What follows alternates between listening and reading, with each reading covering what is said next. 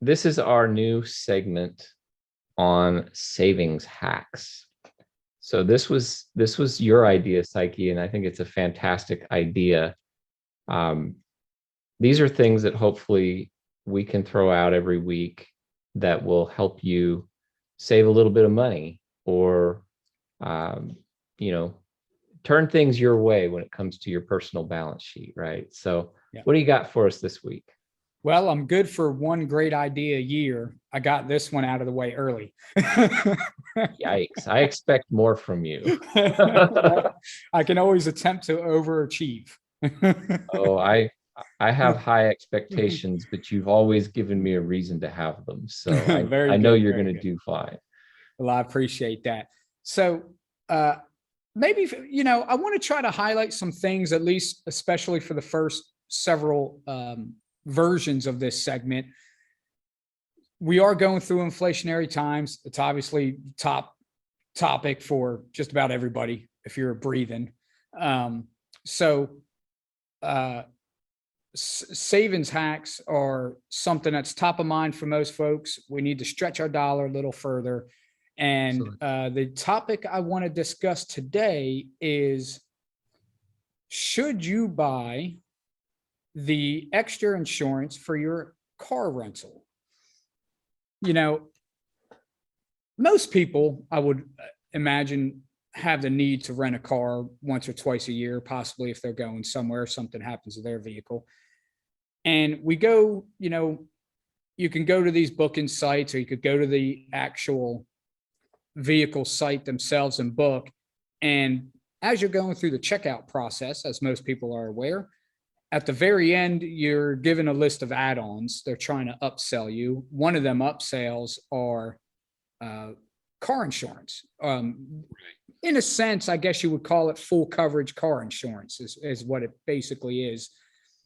They want you to pay upwards of $36 a day. I saw the last time I did it, upwards of $36 a day for the convenience of knowing that if you do something or something happens to that vehicle while you're driving it, they won't come after you for the damages. So, how nice of them, right? How generous, for $36 a day, they're going to leave you alone if you crash their vehicle. Well, what most people are not aware of is two ways you can avoid paying for that car insurance, but still getting that car insurance. So just to be clear, I do not recommend buying that insurance through the car rental company, because it's usually just way too expensive, as I've stated. Normally, if you were check with your own private car insurance company, you already have that coverage. And number two, if you are booking through with certain credit cards or debit cards you're using, a lot of them credit cards will provide that coverage to you as a perk of that credit card.